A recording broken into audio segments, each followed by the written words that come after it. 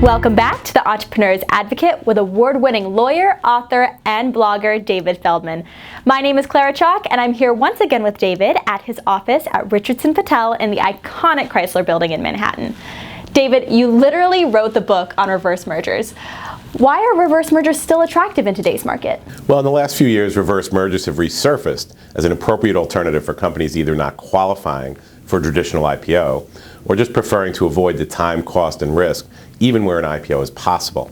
So here's why this technique used by thousands of companies remains viable and attractive. First, it's fast. If your company needs to raise capital within the next several months, and your source of capital requires that you be public for them to write the check, there's still no faster way to go public than a reverse merger with a public shell company.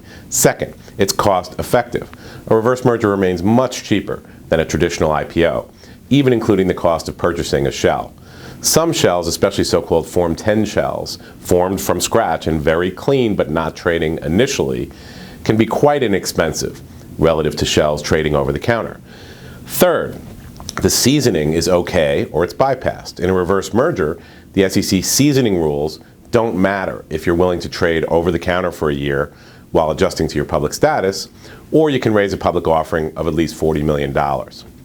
Fourth, it's transparent. The SEC requires a full disclosure document to be filed after a combination with an SEC reporting shell company, something that was optional before 2005.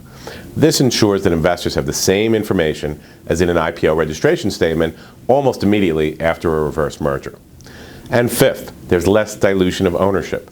In a reverse merger, typically a small percentage of the company is provided to former owners of the shell. This leaves the owners of your company with less percentage dilution than in a typical IPO. Thanks, David. For more information on this and many other topics, please visit David's blog at theentrepreneursadvocate.com. And to learn more about the firm, please visit richardsonpatel.com.